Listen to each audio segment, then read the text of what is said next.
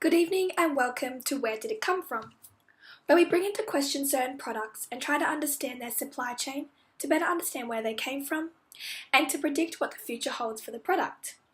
Tonight we'll be discussing the very topical product of plastic bags, an item all of us have used, but how many of us have actually questioned where this product comes from and the impact it has on the environment, society and the industry as a whole? Plastic bags made up 31.3% of the services and products industry in Australia in 2017-2018. Plastic bags are made of high-density polyethylene, or HDPE. The supply chain for the plastic bag is complex, mature and global, and requires science and expert supply chain management. Let's turn to one of the experts in the field, Laura, who is supply chain manager for Amcor, to explain this further. Thanks, Brittany. The supply chain begins with the extraction of crude oil from the ground.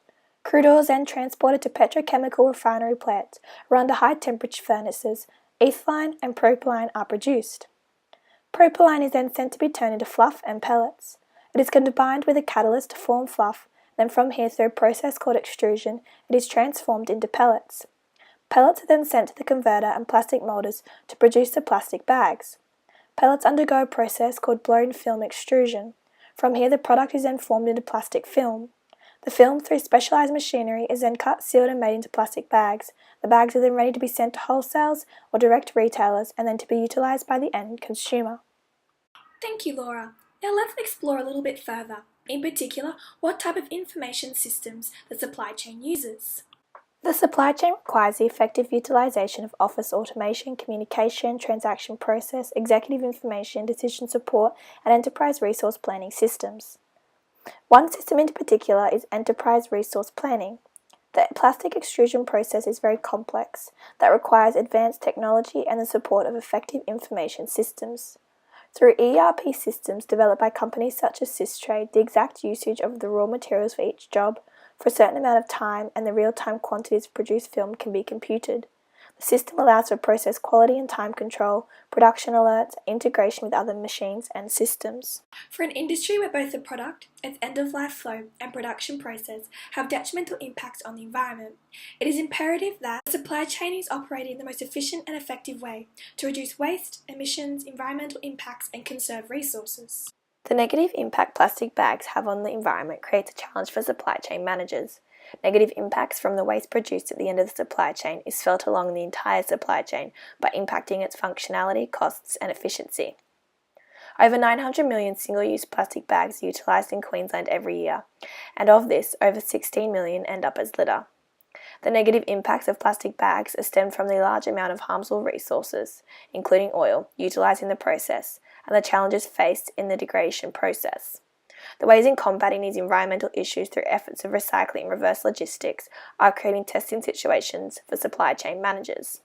If plastic waste is collected, it is either buried in landfill, recycled or burnt for energy recovery.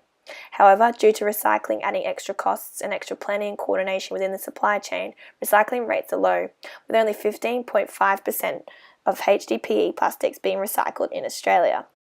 This raises the question if the plastic bag industry needs to reconsider their supply chain and utilisation of reverse logistics to incorporate recycled materials and decrease the amount of new materials they utilise. If we quickly look at the reverse channel of the supply chain, we can see it begins with the backward movement from the end consumer.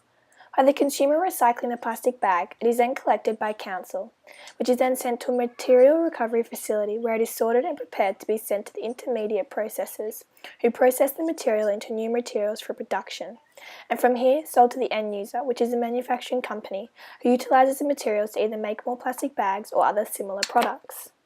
Therefore, by supply chain managers coordinating with suppliers and manufacturers to ensure that reverse logistics is effectively utilised, this will allow for a closed-loop supply chain.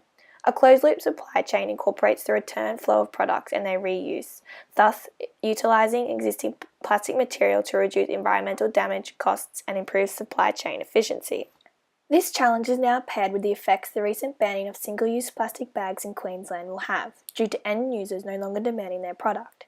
Evidence from other countries such as Ireland have found a 90% reduction in the usage of single-use plastic bags after initiating a tax levy. It is clear that this ban will have an upstream effect on the plastic bag supply chain.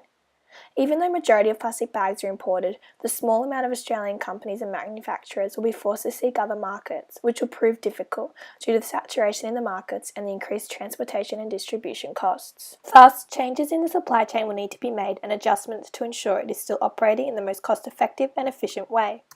Aside from environmental challenges, the industry also faces challenges of consistent quality, assurance of supply, and business continuity. So what can industry manufacturers do to combat this issue of decreasing demand for plastic bags?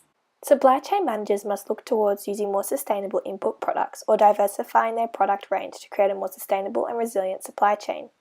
Bioplastics are growing in popularity, and utilising renewable resources such as sugarcane as a replacement can be considered.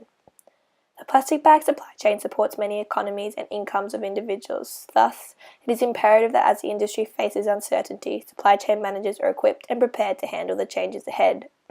Changing the raw materials of inputs into the plastic, diversifying product ranges, incorporating sustainability into the supply chain, and utilising effective supply chain management systems and processes are just some of the tasks that will need to be undertaken in order to sustain the industry. That's all we have for tonight, everybody. See you next time.